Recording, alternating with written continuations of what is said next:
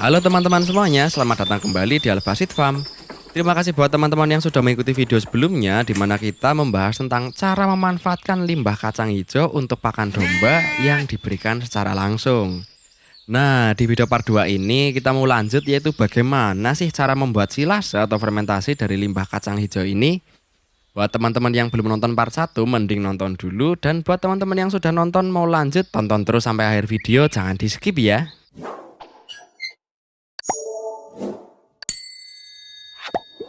Sebelum kita lanjut ke proses pembuatan, mungkin ada beberapa teman-teman yang belum tahu apa sih silase itu. Nah, jadi silase adalah proses pengawetan hijauan pakan ternak dengan cara fermentasi, teman-teman. Metode ini sangat berguna terutama di saat stok pakan sedang sulit dicari, karena kita bisa menyimpan pakan dalam waktu yang lebih lama. Silase atau fermentasi ini sangat membantu peternak dalam menjaga ketersediaan pakan sepanjang tahun, teman-teman. Terutama pada musim-musim di mana rumput atau hijauan sulit didapat.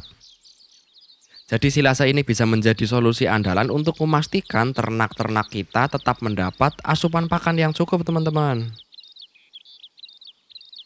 Oke, sekarang kita masuk ke proses pembuatan silase. Pertama, kita akan siapkan bahan-bahan yang akan digunakan, yaitu ada tepung jagung, rumput pakcong, terus batang dan daun kacang hijau, lalu kulit dari kacang hijau itu, dan pastinya kalau di Albasit Farm ada belungkang yang sudah digiling, teman-teman.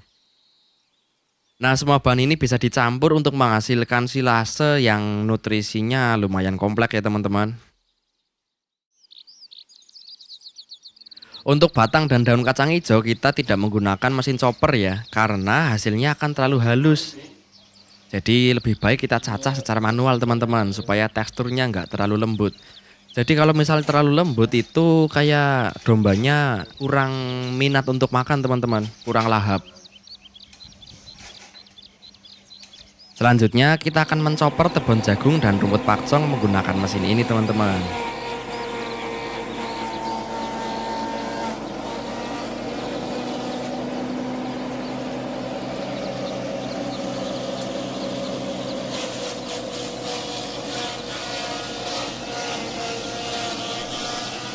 Lalu dilanjutkan dengan menggiling kulit kacang hijau ini, teman-teman, biar halus.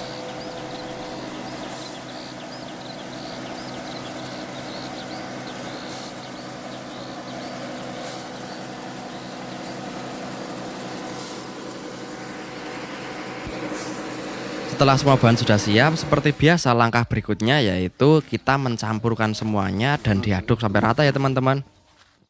Kita akan mencampur cacahan tepung jagung, rumput pakcong dengan batang dan daun kacang hijau yang sudah dicacah tadi.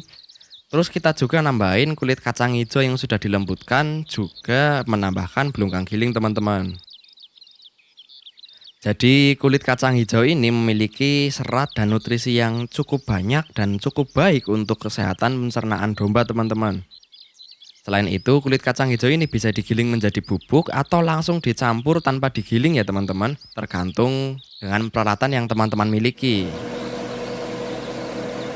Setelah semuanya tercampur, kita lanjutkan ke proses selanjutnya, yaitu memasukkan semua bahan ini ke dalam wadah fermentasi, teman-teman.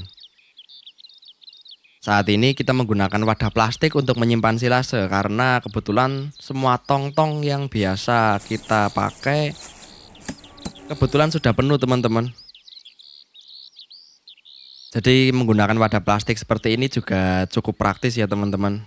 Cuma kalau teman-teman menggunakan wadah plastik harus hati-hati ya, teman-teman, karena kulit kacang hijau yang nggak dicopper itu lumayan tajam, teman-teman. Bisa-bisa nanti plastiknya jadi bocor dan beresiko silasenya gagal, teman-teman.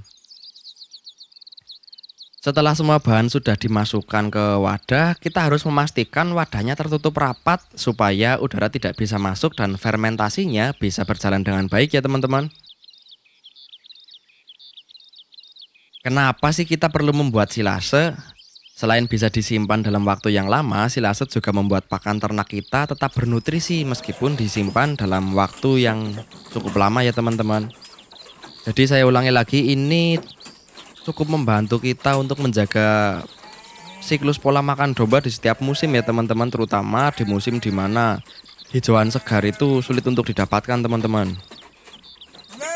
Lalu juga silase ini membantu mengurangi pemborosan karena kita bisa memanfaatkan hijauan dan limbah yang tersedia saat panen melimpah.